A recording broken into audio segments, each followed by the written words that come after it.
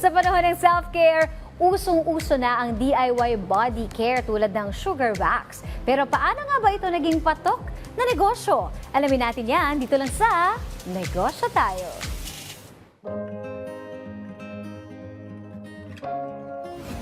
Alright, to start off, let's talk about your business journeys. And it started with your research during college because your course was entrepreneurship. So, can you take us back to that journey of yours? College ako, the main objective of the course is to establish your own business. Tapos kailangan totohanin mo na magbenta-benta. Yung skin ko kasi, may skin asthma ako. So, hindi ako pwede basta-basta dun sa mga products na maraming chemicals, mga ganyan. Nung time na yon halos lahat ng hair removal products is imported. So, wala masyado nung mga natural. And then, nung may na-discover ako na similar wax, sugaring, pero yung paste type, yung ginagamit sa salon.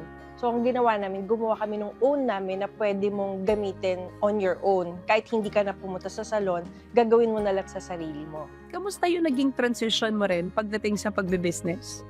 Nung nagsa-start kami, there was a lot of educating. Nung time na yon hindi pa open yung mga even young ladies and mga kahit adult ladies to talk about yung bodily hair. Lalo na pag sinabi na pangtanggal ng buhok sa kilikili. Yung word pa lang na kilikili, medyo parang na yun sa kanila. Parang, ay, nakakahiya. Parang ganon.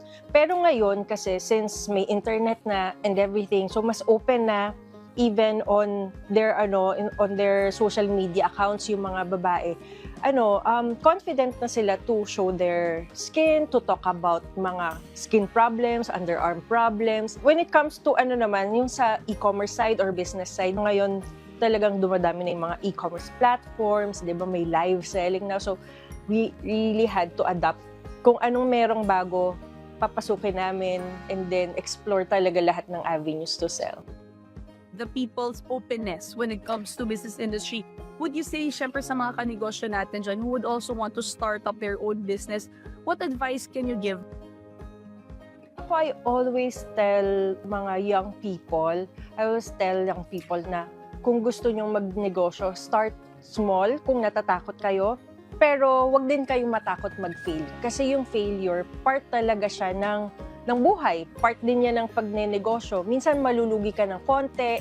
So, konti lang din yung itaya mo. Kasi ganun yung ginawa ko. Unless marami kang pera, why not, diba? Sometimes, meron talagang loss. So, i-consider mo yon, which is part talaga yun. Minsan may loss ka nga, pero may natutunan ka naman. Ang pag-asenso ay nasa mga kamay mo. Kaya kung ikaw ay determinado, ikaw ay aasenso. Yan po ang mindset ng business owner na si Arlette Alvarado. Tuloy-tuloy lamang ang business kwentuhan natin sa susunod nating pagkikita mga kanegosyo. Kaya naman tara, negosyo tayo!